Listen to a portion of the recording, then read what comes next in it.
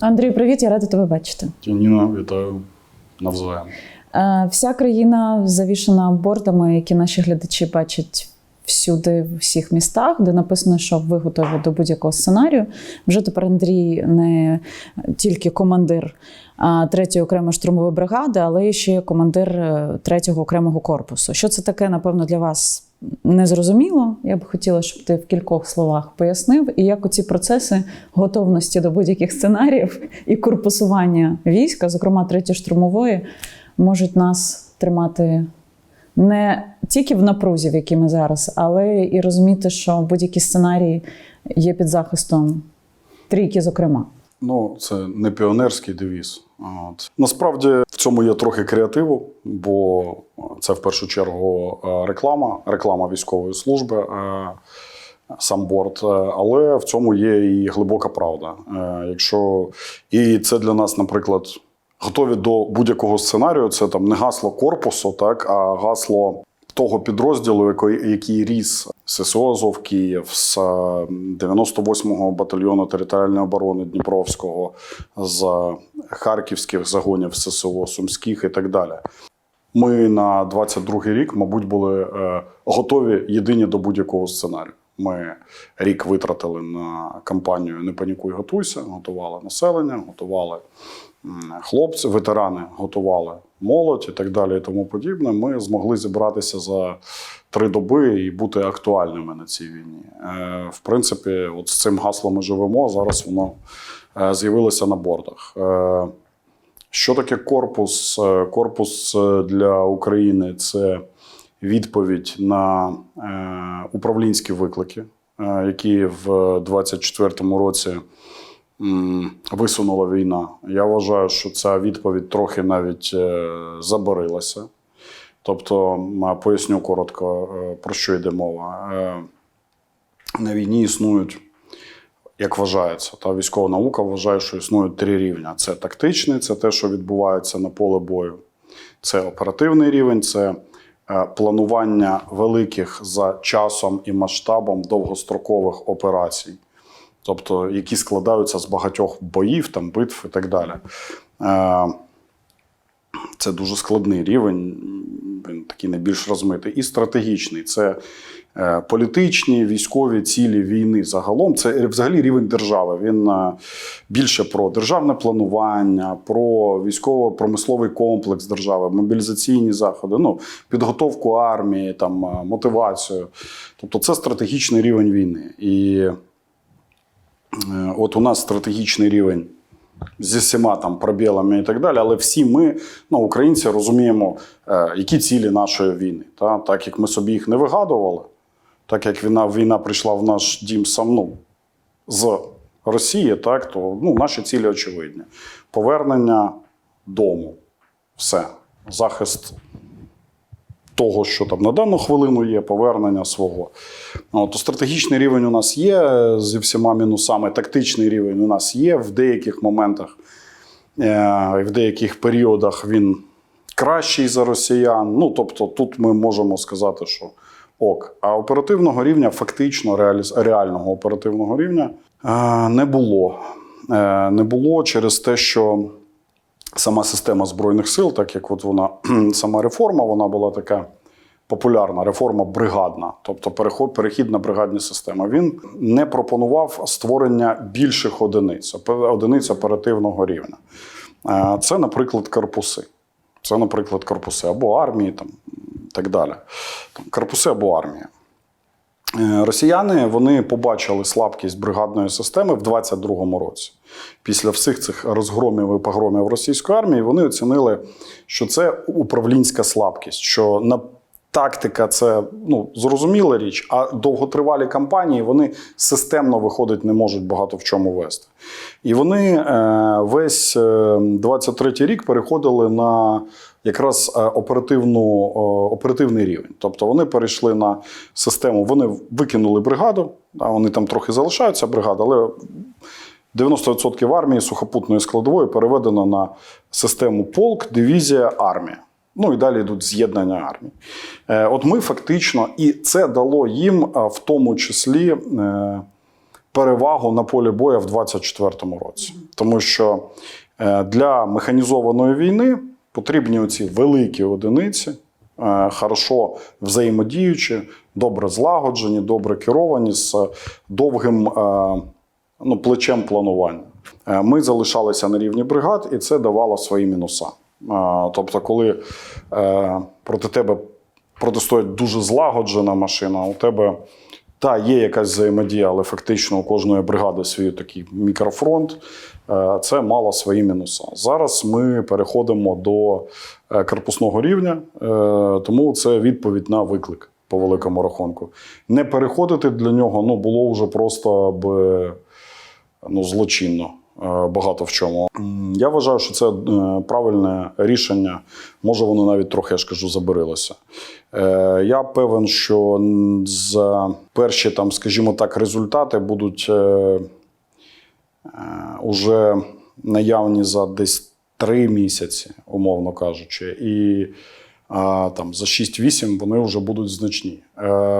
Причому неважливо, як на мене, неважливо, не будемо гадати, буде перемир'я, не буде перемир'я. Якщо буде перемир'я, то нам треба будувати корпуси ще швидше. Тільки тоді будуть більш розв'язані руки по великому рахунку. Тобто цей термін він ніяк не залежить від того, буде продовжуватися кампанія військова або буде умовно перемир'я. Так? Все рівно корпуси треба створювати. Це питання боєздатності країни.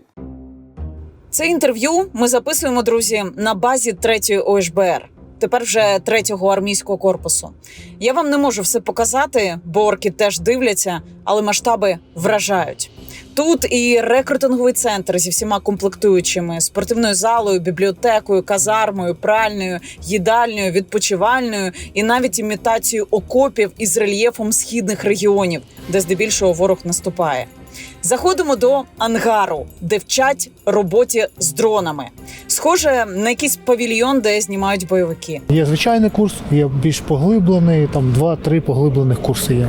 Безпосередньо з влучанням цілів, вже цілі їздять по території, вони їх влучають. Своя програма, 7 днів, курсанти вчаться, потім йдуть до нас в бригаду і будуть йти в корпус. Залучаємо їх, тобто проводимо потім співбесіди з командирами, і вони вже долучаються до армії. Далі зала теоретична. Фактично школа штурмового підрозділу. Тут лекції, робота із вивчення технічних характеристик зброї, складання дронів, комп'ютерна зала із відпрацювання логістики боїв та, власне, роботи FPV. З однієї сторони нічого особливого, з іншої сторони це досить багато зусиль було, щоб зробити це максимально комфортними. А що тут відбувається? Чому тут вчать? Скажімо так, військова справа. Це технологічна військова справа. Це і лекції по тактиці, топографія, акумулятори, що завгодно. Ясно. Дивлячись, який курс. У нас різні курси різних рівнів, поглиблений, інженерний, військовий, цивільний, курс ознайомчий. У нас їх багато, тому тут досить таки інтенсивна робота. Теж є курси і для іноземних студентів, і для наших студентів. Досить цікаво навіть для тих, хто вже вміє. Скажімо так. А іноземні студенти, ми з Андрієм говорили, це колумбійці, бразилійці, хто ще? Ми бачили корейця одного. Ні? All around the world. Південного корейця. Важливе доповнення. Південного корейця. А вони розуміються на рівні з нашими? Тобто є ж там мовний Вони період? цікавляться. Різний рівень, різні люди. Є такі, що досить прошарені, як то кажуть, а є хто просто з нуля хоче просто опанувати. Людина цікавиться, їй цікаво. Ця школа фактично, вона в такому вигляді, вона абсолютно єдина. І пояснюючи від простого, ти питала, хто там потрібен, а хто не потрібен. Яких я людей люблю, не люблю. Про ініціативність. Це один з тих прикладів, в яких, скажімо так, я про нього дізнаюсь по остаточному принципу, і мені абсолютно не соромно. А я хотіла, до речі, тебе спитати. Тому що це не ти все придумуєш, ініціюєш? Тому що в житті не придумає одна людина все. От і вся відповідь. Командний результат і який загальний дух. Якщо у людей дух ініціативи і Їм кажеш, ну хорошо, поїдьте, створіть центр, але ми вас будемо по 2 тижні випускати з фронту і так далі. А вони створюють. Ну, коли я бачу щось, що починає давати схоже на щось, то ми починаємо це максимально підсилювати. Багато чого вигадав, але далеко не все. Для мене це найкращий результат моєї діяльності. Це якраз ініціатива людей, які можуть зробити за тебе. Все ти не зробиш. Виховавши в людях, коли люди розуміють, що сам колектив поощряє ініціативу, вони дають значно більший результат, ніж там хтось найрозумніший і так далі. У них це теж також точно, абсолютно, це колективний труд. А у вас є такий момент, що хтось з хлопців може сказати: Андрій, от ви не праві? Ну, не в такому формулюванні. А в якому? Незгоду там з рішеннями, інші пропозиції і так далі, безумовно, люди висловлюють. Все. І як ти реагуєш? Ну, нікому в житті, мабуть, неприємно, всі ж себе вважають найрозумнішими. Типу, бути в чомусь неправим, але стараюся конструктивно реагувати. Я поясню в чому. Тому що якщо ти висловив думку, хтось висловив іншу, і ти вже розумієш, що людина права. Купа командирів на характері, без мене ж сонце не сходить, тому, відповідно, я ж командир, як можна. Люди на характері продавлюють своє, а потім, коли виявляється, що був неправий ти будеш подвійно дураком. А так тебе будуть вважати розумною людиною, якщо ти погодишся з правильною думкою. І вибачаєшся навіть їм? Тому Вибачаєшся? та було б чого. Дійсно. Було б чого. Але дивись, я просто іншу базову історію. Я при будь-якому розкладі виступаю на нарадах останнім. Я вводжу в курс справ, пояснюю загальними мазками, як я бачу, потім заслуховую всіх. І буває, що під кінець моя думка змінювалася. Це пруська модель. У прусаків було на нарадах заведено так, що спочатку висловлюється наймолодший офіцер, потім старший до самого старшого. По-перше, старший може поміняти думку і не виглядати дурним. А по-друге, авторитет старшого офіцера не давить наймолодшого, у якого може бути найцікавіша і найраціональніша там пропозиція або там бачення і так далі. Не давить оцей авторитет, не давить його і не змушує його підлаштовуватися під вже сказано тобою речі. Тому я стараюся виступати останнім. Це менше буваєш неправий. Ресурс на це є у держави? Є ресурс у держави, є ресурс субвенціональний, так, і так далі. Питання в тому, що якщо ми всі свідки зараз скандалів там, знову в 155-й бригаді. Якщо ресурс просто елементарно розворовувати, то не вистачить абсолютно жодного ресурсу. У мене люди з дому приносять в прямому сенсі слова, а не додому несуть. Тут купа хлопців, які мали бізнеса, були топовими айтішниками і так далі. І ці люди приїхали зі своєю машиною, яку перефарбували і вже знищили на фронті, вкладають, переконують своїх там SEO-директорів і так далі донатити на тройку і тому подібне. Сама бачиш, що тут справа в тому, що кожен зацікавлений в тому, щоб щось принести і зробити трохи краще. Отак здобувається ресурс. Коли люди там теж говорять про ресурс, вони не хочуть дивитися на те, наскільки він ефективно використовується. Для того, щоб він використовувався, треба мати трохи інші принципи. А у нас, на превеликий жаль, інколи не вміють, а інколи прямо крадуть. І, я ж кажу, якщо красти, не буває ресурсу, якого достатньо. Я вже не вивожу весь цей треш. Так, друзі, я знаю, що ця фраза стала звичною для мене і для кожного з вас щоранку після безсонної ночі через атаки божевільного сусіда. Ми це відчуваємо, коли скролимо стрічку, ми це відчуваємо, коли стомлені, і зранку треба працювати, а сил немає. Що з цим всім робити? Ділюся лайфхаком, який допомагає мені все це ментально вигрібати. Найперше – це психолог. Так, у нас є лінія «Варто жити» і номер 5522. Можете задзвонити і поговорити з психологом. Пофіг, що скаже про тебе хтось зі знайомих, що ти слабкий, слабка, чому ти не набрав мене, не набрала кума чи куму. Все це інфантильна і нерезультативна фігня. Тому потрібен психолог. Чужа людина, яка не жалітиме, а лікуватиме твою задовбану душу і серце. Ходи раз на тиждень або говори раз на тиждень телефоном. Ти ж маєш машину заправляти. От заправляй себе в такий самий спосіб. А оце я використовую щодня. Ось такий аерозоль. Можете почитати докладніше на сайті CBD100.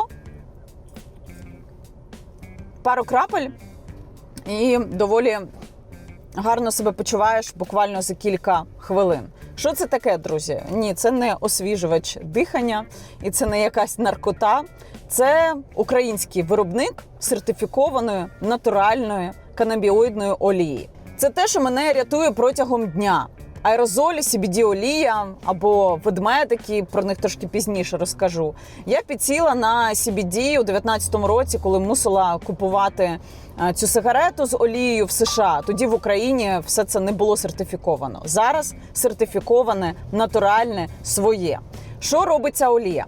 Олія канабіоїду знімає стрес, заспокоює, релаксує. Можна вживати абсолютно всім, незалежно від віку. Це не впливає на кермування транспортом. От я зараз за кермом і вживаю якраз цю олію.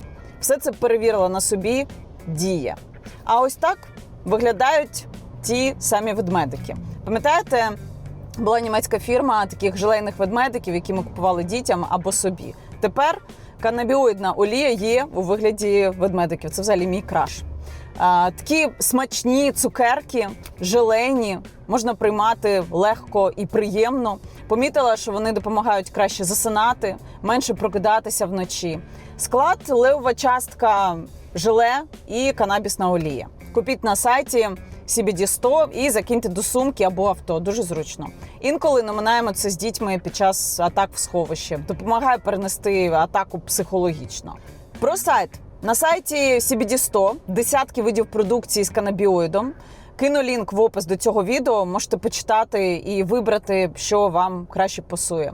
Купіть собі, друзям, мамі, захопіть, як будете їхати, наприклад, в гості на подарунок. Відправка є новою поштою, дуже зручно. Ну і бонус, промокод Яніна 20% на кожен виріб до 31 серпня.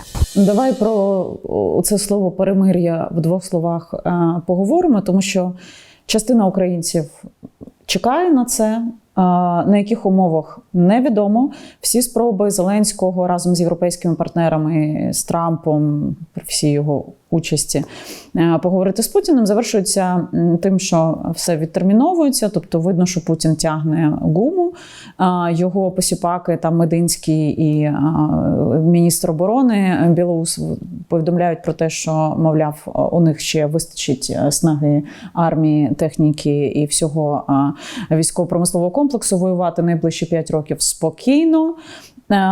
Багато хто із військових експертів, ми з тобою говорили про це перед інтерв'ю, говорить, що вони точно дочекаються, поки здійснять спробу наступів, до яких вони зараз готуються. А після того, вже коли побачать результати, зрозуміють їм сідати за перемовини реальні або далі продовжувати війну. Я би хотіла почути твої думки. Ми не є Нострадамусами. Я думаю, що ніхто в нашій країні не знає, по суті, що буде далі. Але ви ж готові до будь-якого сценарію. Відповідно, як ти собі зараз, з огляду на ситуацію на фронті, нагадаю, що 3-й армійський корпус захищає нашу країну нині на Харківському напрямку. Важкий напрямок, в тому числі наступ щодо цього напрямку теж озвучувався. Як ти це бачиш в майбутньому? Я би хотіла, щоб ти, на найближчий рік, я би хотіла, щоб ти щодо сценарію перемир'я сказав своє ставлення, наскільки це вигідно або невигідно українському війську, а значить українській державі. І другий момент, якщо його не буде, Їм є чим воювати, і чи є чим і ким воювати нам? Перемир'я – це просто слово. Треба зрозуміти сенс, який це слово закладається.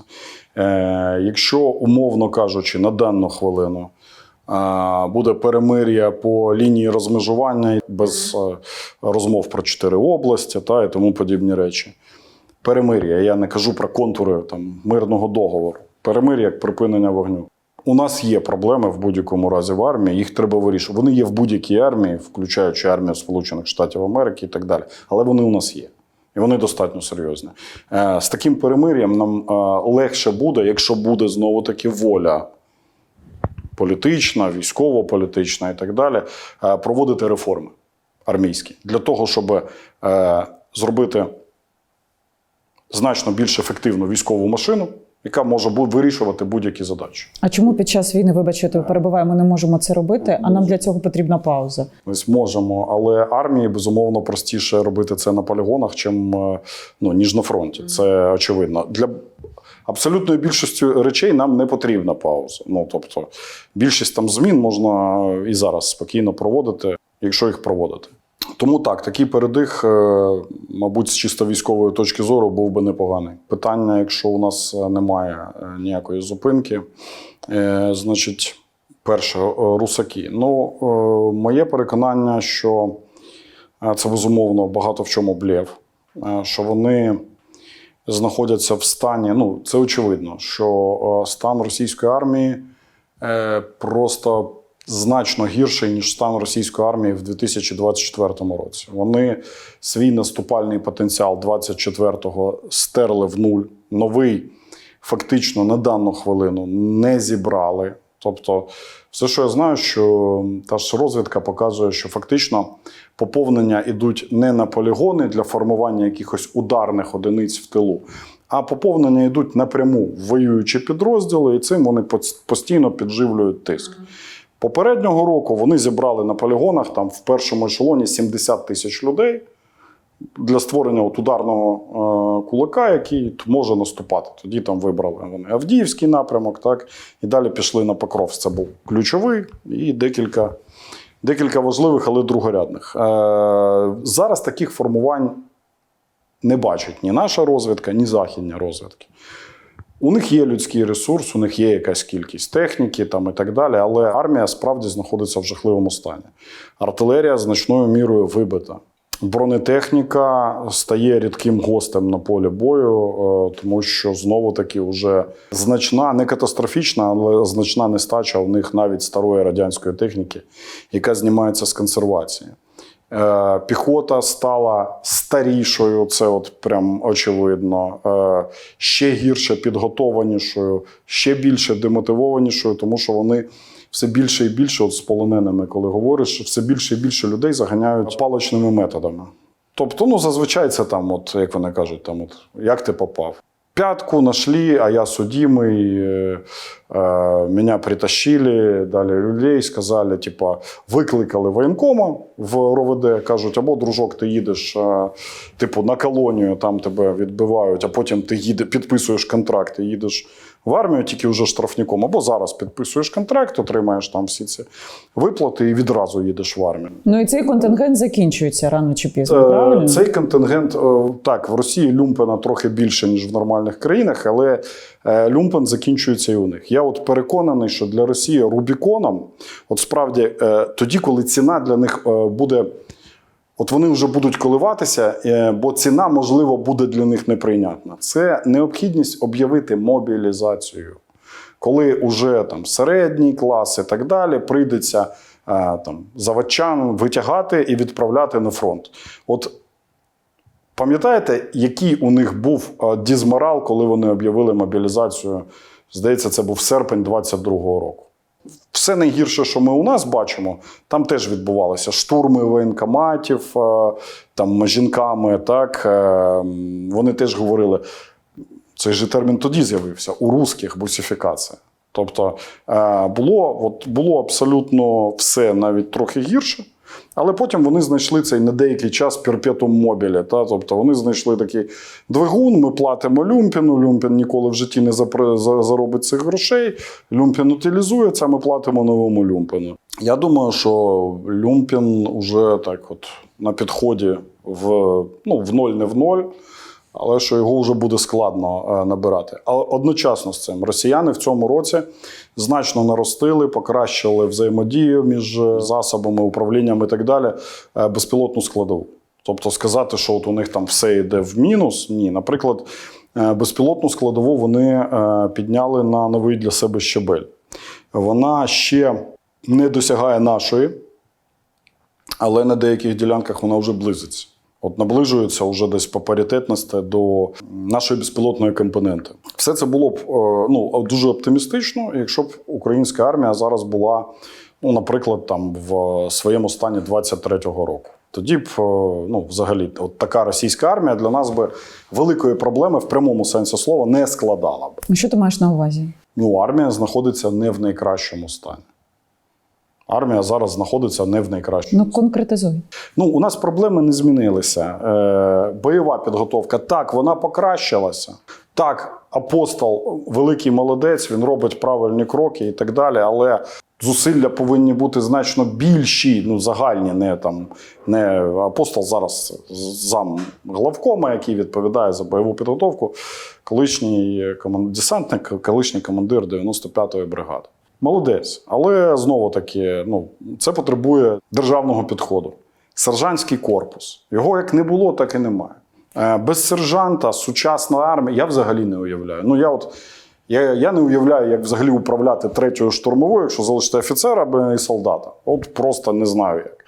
В 3-й штурмовій, значна частина ефективності, управління, всього лежить на сержантському корпусі. Чому в Україні немає сержантського корпусу значного? Радянський менталітет, в першу чергу. Це абсолютно різні. Американці, не американці, бо всі західні армії, було поняття там унтер-офіцер, у німців і так далі. Всі західні армії бачать сержанта як 3-ю велику, таку військову касту. Є офіцери, є сержанти і є солдати. В радянській системі сержант – це фактично старший солдат. В радянській системі немає вертикалі сержантів, до сержанта армії і так далі. Той, який відповідає за всіх сержантів, за їх гілку. А сержант в свій час відповідає за кого? За особовий склад. Для того, щоб сержант був якісний, він повинен служити як офіцер. Але вибрати свідомо стезю сержанта. Не офіцера, а сержанта. Він повинен служити в армії 10, 12, 18 років. Що там сержант бригади, наприклад. Він не може бути 5-річним сержантом бригади. Десь, це неправильно, як мінімум. Понятно, що в наших умовах ми вже пристосовуємося як є. Що таке, якщо немає сержанта в прямому сенсі слова? Офіцер перегружений невластивими йому обов'язками. Навчати особовий склад. Проводити смотри особового складу. Займатися особовим складом. Що це значить? У нього хромає планування і безпосереднє управління. По барабану якого рівня офіцер. Бо ти повинен значну частину роботи витратити на часу, роботи і так далі, зусиль витратити на особовий склад. Що таке хромає планування і управління? Це значить хромає застосування. Значить більше людей гине з меншим результатом. Це що викликає? Недовіру солдат до власного командування. Це замкнене коло. Без сержанта його не розірвати. От просто елементарно. Солдат – це виключно забота сержанта різних рівнів. Еквіпмент, озброєння, оснащення і так далі – це забота його ж. От в чому сіль. Офіцер повинен мати мізки і характер. І бажану порядність, тому що ти посилаєш людей. Бойова підготовка, сержантський корпус, низька штабна культура. Низька штабна культура. У мене є своє бачення. Я вважаю, що забор піджаків, людей, які 25 років тому, умовно кажучи, деякі, не всі, заплатили або принесли сумку, за те, щоб йому проставили військову кафедру, коли їх зараз згадують, що у нього погон, його вдягають форму, забирають, вдягають форму і відправляють кимось командувати, виходить так собі. Ці люди некомпетентні. Більшість з них отримала ці погони. Це профанація. Вони отримали ці погони, не навчаючись. Навіть в тому урізаному, в рамках військової кафедри. Зрозуміло, що якщо там медик, наприклад, має погон, тут очевидно, він практикуюча людина, йому різниця, він буде це в формі в польовому шпиталі робити чи в київській лікарні, не радикально велика. А якщо ти там командир, я не знаю, танкового взвода, і ти один раз 15 хвилин водив танк, буде погана історія. Моя думка, що, наприклад, щоб підняти штабну культуру, теж ношуся з цією ідеєю. Я би, якщо говорити про системний рівень, про державний рівень, я би пройшовся би по всім військовим кафедрам, по старшим курсам військових академій, в тому числі, і цивільних вузів.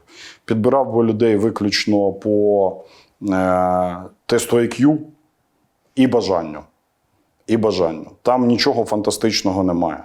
2 місяці якісної практики, MDMP, це американська процедура прийняття рішень, Military Decision Making Procedure, тобто, і у тебе буде хороший штабник, дайте йому лейтенантські погони, хай він буде під якимось дураком, але хай це буде замкнутий цикл. Поставте комплект професійних других номерів на штаб, і вони хорошо будуть планувати. У них не буде досвіду, будуть проблеми, будуть деякі моменти і так далі. Але для штабної роботи це покращить всю ситуацію. Тому що, скажу, як є, інколи на штаб – це інтелектуальна робота. Потрібні мізки. А від цієї роботи залежить життя людей. Тобто, прям радикально залежить. І на штабах інколи сидять відверто тупі люди. Зробити б тест, вони профнепригодні, тому що там потрібно хоча б 95 балів. Да? У них там буде 70, якщо цей тест зробити. Моя думка, що у нас нестача багато чого. З цим не посперечаєшся. Ситуація не радикально відрізняється від росіян по набоям, наприклад, по боєприпасам різних типів, по озброєнням. Тим же самим. Я не скажу, що у росіян радикально краще. По деяким позиціям гірше явно. По деяким, можливо, трохи краще. Але загалом, думаю, ми в паритеті. Питання в одному, як ефективно це використовувати. Бо якщо ми неефективно це використовуємо, то яка різниця, скільки його? Якщо коефіцієнт корисної дії низький. Ти жодного слова не сказав про людський ресурс і про процес мобілізації. Часто це лунає з вуст працівників ТЦК. До речі, хотіла б, щоб ти кілька слів сказав, чи вважаєш ти ту систему, яка зараз створена, і методи правильними, з огляду на ситуацію, яка є. Але з приводу мобілізації росіян багато. Як би там їх не було, як би цифра 140 мільйонів не відповідала дійсності, плюс чоловіки, плюс дієздатні. Ця цифра менша. Але в будь-якому разі в 4 мінімум рази більше, ніж у нас. Це мінімум. Це мінімум. І це тоталітарна держава, в якій вони рано чи пізно знайдуть методи все одно провести цю мобілізацію. Ти говориш, тоді були протести. Протести вивели ментів, всіх, в принципі, засадили. Я думаю, що це все-таки буде серйозним переламом у них всередині. Ти серйозно? І вони очевидно її бояться. Вони панічно бояться мобілізації. Тому і відтягують всіма методами. Вони після тої мобілізації, вони її панічно бояться. Це особисто, я думаю, що це Путіна такий страх особистий. Тоді, пам'ятаєш, спочатку зеків, заженемо всіх зеків на фронт до останнього. А після цього ці виплати, які ростуть вже в космос, вони вже ніде немає зараз таких виплат. Тобто в світі, мабуть, вони ростуть в космос, вони витрачають гроші на цих. Я думаю, що вони мобілізації бояться. Я з тобою не сперечаю, що вони її зможуть провести, зможуть загнати на фронт і так далі. Далі буде питання, які будуть втрати в мобілізації. При Ніколаї II кровава. Був в Росії теж був недемократичний режим, і між тим вона впала з таким грохотом. Ну, ти можеш вважати цю причину початком падіння? Мобілізацію, ну тоді ж вона завжди одна і та ж. Треба розуміти, що, скажуть, військова дисципліна і так далі і тому подібне. Це людина, яка або в чомусь переконана, або чимось загнана, умовно кажучи, яка або готова йти вперед, або готова повертати назад, дезертирувати, повертати зброю проти власної держави і так далі. Не комуністи, не робітники, а солдатська маса знищила ту стару царську Росію, і створила спочатку хаос, потім їхній жовтневий переворот, ну і тому подібні речі. Це була солдатська маса. От ці мобілізовані – це завжди така собі, така історія. Якби. Є завжди момент перелама. Тому вірю, що все-таки таке може відбуватися. Що з нами? Ти можеш озвучити результати, наприклад, рекрутингу за останні 3 місяці? Ваші? У мене в середньому йде 500-700 людей на місяць добровольців. Це дуже високі цифри порівняно з іншими підрозділами. Дуже високі. Я не можу сказати, що зрозуміло, що зараз попереду корпус, і у нас потреби ростуть, особливо в спеціалістах ростуть потреби зараз. По багатьом напрямкам. Радіоелектронщики, по багатьом. Ремонтники, механіки, дуже там прям лінійка буде величезна. Але люди йдуть, і я скажу, що потік за останній рік не зменшувався і збільшився. Хто ці люди, хто йде? Абсолютно різні. Є 18-річні, є люди 50 років, які приходять. Є дівчата, є жінки, є мужики, є люди, які прямо так і кажуть, що я вважав, що воювати правильно, але сім'я, те все, каже, але я так себе замучив, що я вже прийшов і слава Богу. Є навпаки люди, які кажуть, що парні, не дуже хотів, боявся, але я для себе вирішив, що я бігати від бусика не буду. І каже, я отак уже думав, каже, думаю, все рівно, скоро заберуть, заберуть, і я краще піду сам і так далі. Люди, які пішли в СЗЧ. І інколи дивишся на людей і думаєш, що ж мені треба було робити, щоб такий тігр пішов взагалі в СЗЧ. Потім він опиняється в підрозділі і знову показує, що це не здалося, а що він прям тигр. Є різні люди. Ми набираємо без великих відмінностей. Головне, щоб люди підходили за своїми морально-вольовими і фізичними, мінімально фізичними, розвинемо. Все для цього зроблено, мінімально фізичними якостями. Історія 1824 в 3-й штурмовій – це наступна історія. Коли створили цю програму, вона була експериментальна. Спочатку в неї включили, я боюсь помилятися, 3 бригади, потім ще якусь кількість, потім ще. Ми опинилися там в 3-му заїзді, так би мовити, заході. Перший місяць чи півтора були, а може і 2 навіть. Ця програма, вона не дозволяла, тобто ти міг обрати 3-ю штурмову або будь-яку бригаду, яка не входить в цю програму, і не отримати цей 1 мільйон. Це програма, яка стосувалася безпосередньо піхоти. Тобто спочатку вона розповсюджувалась на частину, зараз вже на значну дуже кількість бригад розповсюджується і потрохи вводять. Так от, для мене успішний приклад – це не цифри, цифри значні, а те, що, наприклад, були люди, 18-23-річні, які вступили в бригаду. Я казав, як вони, що вони, як без мільйона, на піхотні посади. Вони кажуть, ну, типу, чесно, типу, шкода, ну, брехати не буду, типу, але ну, я планував в трійці. Кажу, мені от чорт з ним, з мільйоном, зате я буду служити у вас. Ми, до речі, зараз спромоглися добитися для перших 23 хлопців, які не підходили по віку у 22-му році, оцих виплат.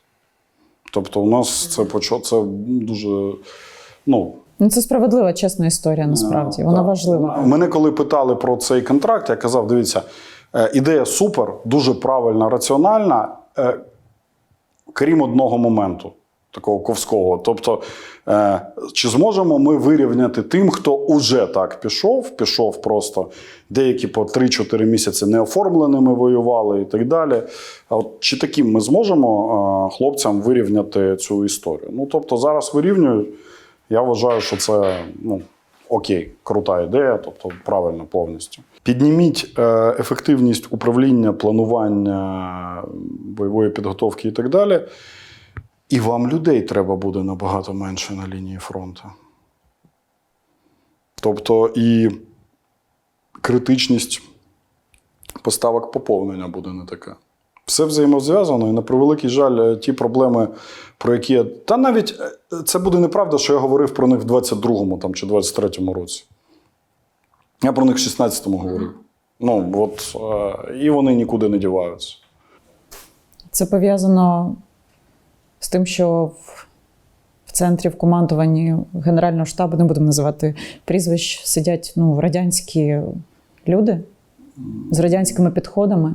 І генерали, які під ними так само. Знову таки, от чесно, ну, найкрутіший спосіб цей знайти до серця людей цей, знайти винного. Ну, насправді. Ні, вони ж керують цією системою, вони мають можливість змінити, Андрій. Величезна біда – це система. Я бачу в деяких молодих, які вже вирісли на війні і є бойцями, от, ну, бійцями їх можу сказати, от, 1000% назвати достойними, які там з взводного піднялися там до замкомбріга, умовно кажучи, на війні. Це молоді зовсім хлопці, і в них я інколи бачу от всі ці паростки оцієї ну, це величезна система. Я переконаний, що все рівно її можна побороти, але ну, питання в тому, що вона сама себе репродукує. Посадка бойових генералів, за якою країна спостерігала, це ок? Це справедливо? Ну, і форма того, як це відбувається? І хто їх судить? Знову скажу непопулярну річ, але та, яка є.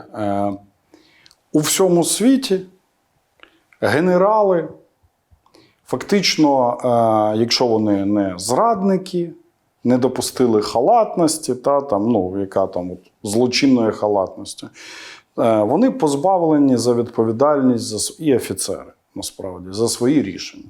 Офіцер приймає одноосібне рішення на своєму там рівні командування, ну, командир точніше. Так? Вся відповідальність лежить на ньому. Якщо він буде, війна вимагає креативності. Якщо він буде думати про те, як він буде відповідати за своє рішення, скоріш за все, це повністю паралізує волю командира до будь-яких рішень.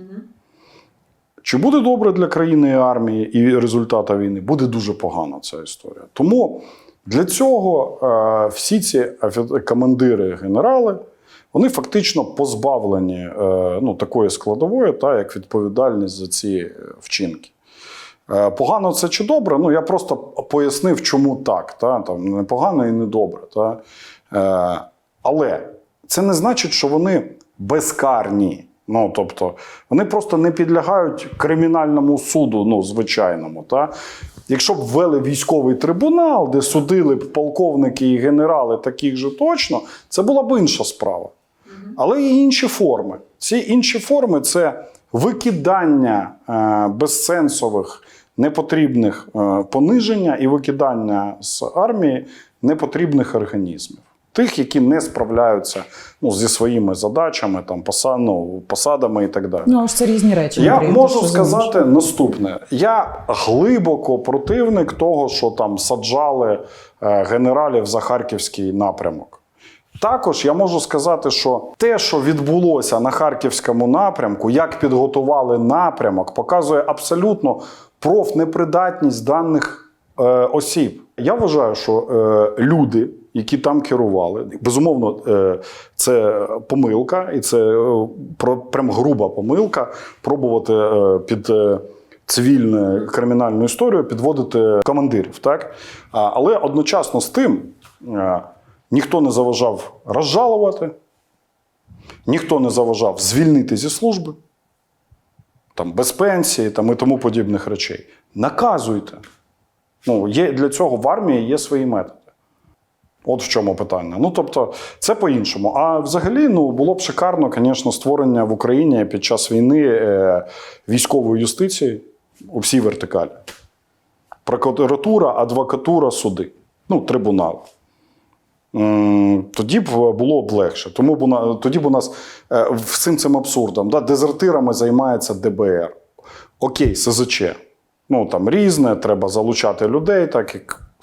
Окей, дезертир, людина, яка покинула позиції зі зброєю в руках. Це тяжкий злочин.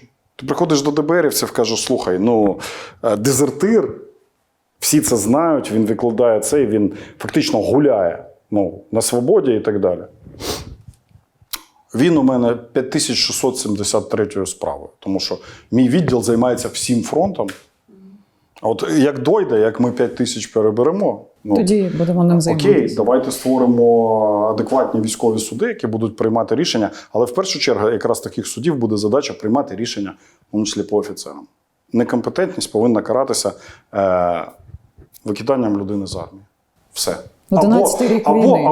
Або як варіант, по власному бажанню і так далі, пониженням з відправкою служити там на фронт. От так. Є і такі ж, безумовно, офіцери, які на такому рівні вони не везуть, але вони у них є там поняття честі. Да? Вони пішли б на фронт. Теж непогано. Теж було б зрозуміло, що хтось за щось відповідає. А так, це от те, що американці довгий час не воювали. Якщо висадки на Гренаду не враховувати, з часів В'єтнамської війни вони фактично не воювали. Це у них була травматична дуже історія для них. І вони боялися всіх воєн. А Гренада там була смішна парашутна операція на декілька годин і так далі. І потім відбувається перший Ірак. І у них генерали там наробили багато помилок. І вони велику кількість генералів і старших офіцерів просто звільнили армію. З армії відразу вони провели глибокий аналіз кампанії і просто всіх невідповідаючих прибрали з армії. Тобто була очистка. Але не влаштовували шоу, не саджали і так далі. Ти зараз зустрічаєшся при Трампові вже з американськими військовими, з представниками командного складу? Про тих, про кого можна розказати, так. Зустрічаєшся? Так. Без деталей, так. Без деталей. Так. Вони схвалюють те, що зараз відбувається з українським військом? Я їм кажу, що це багато в чому їхня провина, по простій причині. Тому що вони думали, як весь час нам, що треба і так далі, але не провели аналіз ефективності використання, потенціалу і так далі. Я кажу, що якщо б ви мені запропонували в бригаду Бредлі або підготувати повністю комплект, от всю бригаду на Бредлі перебути, бригадний комплект сержантів, кажу, я б, не вагаючись, вибрав сержантів. Тому що, кажу, з сержантом у мене і БМП-1 виконає там багато яких задач. А в його відсутність всі ці Бредлі, це по великому рахунку металобрухт через 2 місяці. В основному по причині невмілості, ненавченості екіпажу.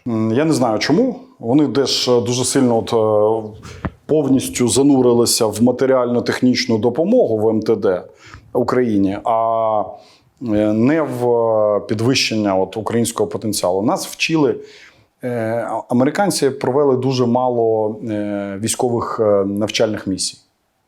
Тобто ми туди не посилали жодного разу бригади і так далі. Нас вчили європейські армії. В основному британці, так? Так, треба розуміти, що європейські армії карликові. Ну, тобто вся британська сухопутна армія, вона приблизно 70 тисяч людей. Але у них величезний недобір і реальна кількість людей там трохи менше 50.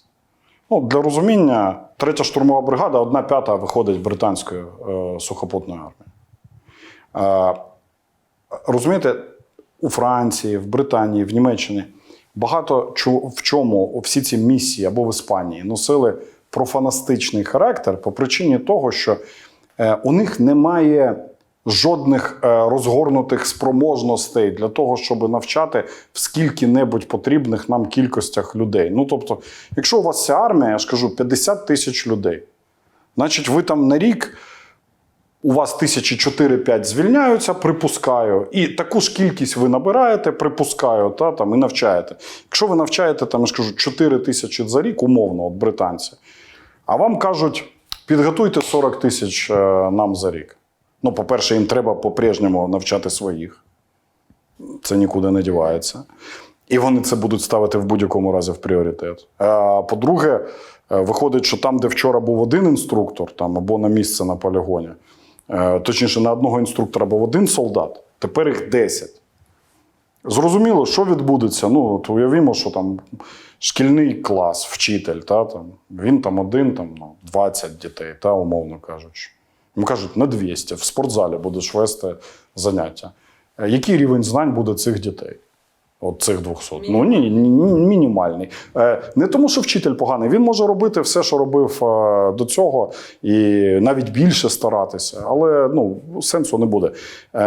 Єдина велика, дві величезні, дві значні армії НАТО. Це Туреччина, яка зрозуміла, що з цього процесу, в цьому процесі не приймала б участь. І, безумовно, Сполучені Штати Америки.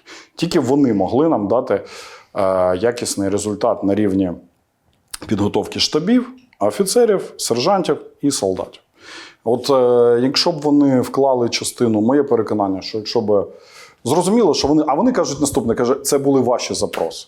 Каже, ви у нас не просили ці місії і так далі. Ви просили у нас снаряди 155 мм Бредлі Абрамс. Ви їх отримали, воюєте. Якщо б ми частину цих грошей, що Америка там витратили б на підготовку, допідготовку, перепідготовку і так далі, от повірте, результати були б значно краще від тих, що ми маємо.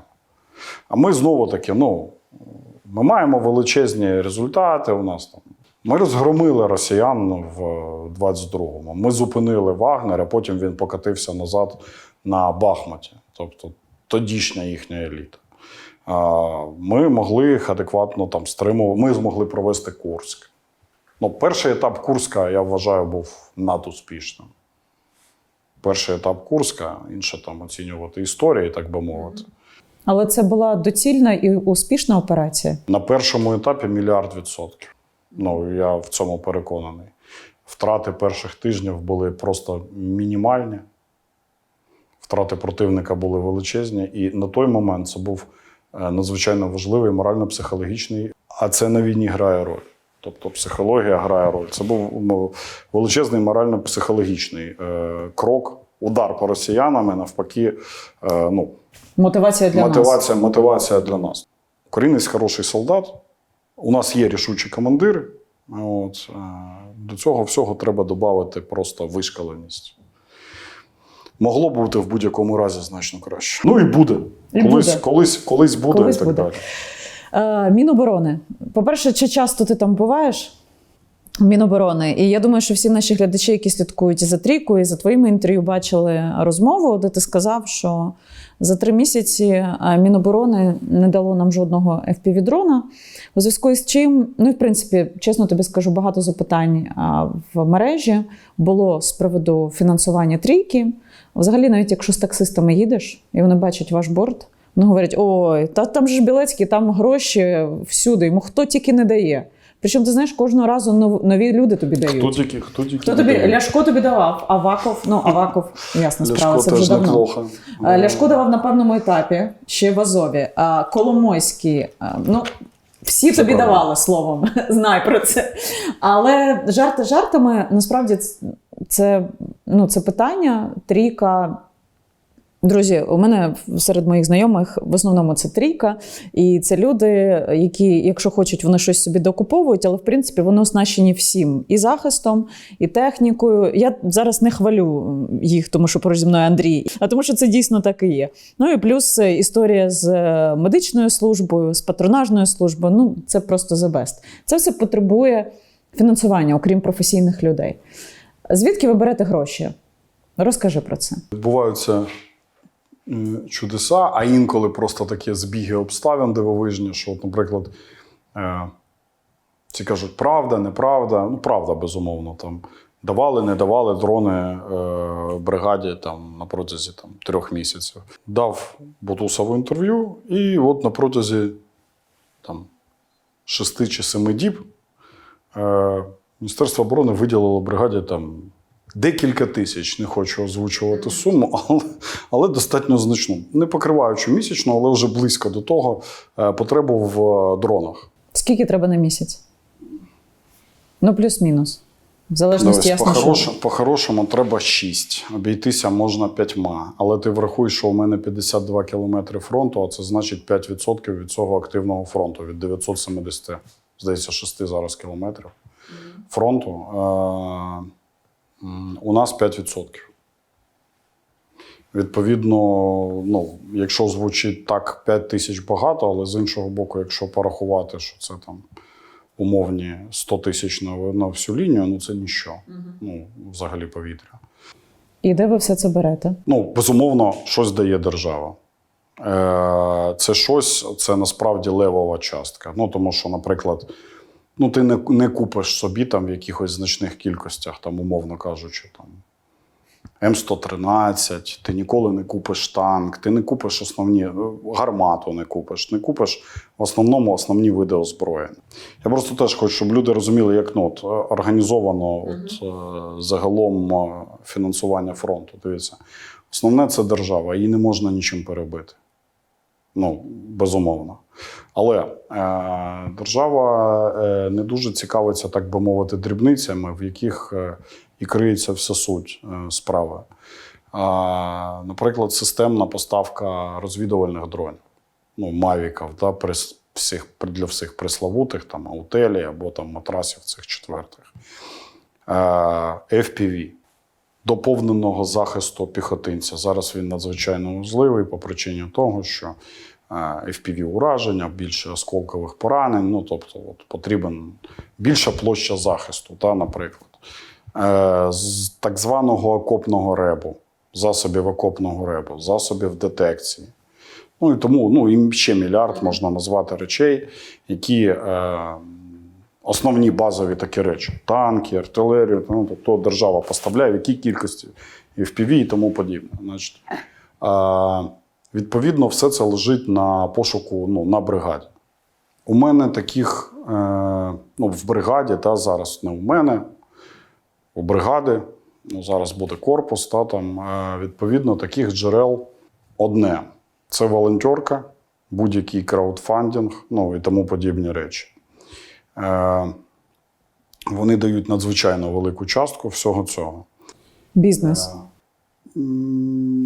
Ти знаєш, складно сказати. Це бізнес, це IT, це просто, дуже різні. Я би сказав, що дуже диверсифіковані джерела. Безумовно, коли є можливість підключати великий бізнес, умовно кажучи, підключають великий бізнес. Для цього є бригадний фонд, який забезпечує бригаду, деякі побратимські підрозділи, і він цим займається в першу чергу. Краудфандинг, знову-таки, в інтернет-ері дає величезні гроші, але значні. Значні буде правильніше. Але їм треба займатися, і займатися серйозно. Якщо ти забиваєш, хочеш, щоб просто тобі приносили, тому що ти герой і так далі, то, скоріш за все, твої люди будуть в скрутному становищі, матеріальному. Друга історія – це історія з кураторами. Ну, тобто, Офіс президента створив там цю систему кураторів. В принципі, от в моєму випадку, да, вона діє хорошо. Там куратори, які у нас є, вони швиденько реагують на всі проблеми, закривають великі дірки, ну і тому подібні речі. Ну, я не зрозуміла, що ти маєш на увазі куратори? Тобто Я це думаю, що люди всі від знають. офісу? Ні, не зовсім Ні, не так. всі дивись. знають. Поясни. Окей. Значить, я не пам'ятаю, в якому році. У мене вона запрацювала буквально там, я не знаю, рік тому, ця програма, але в багатьох бригадах вона була раніше.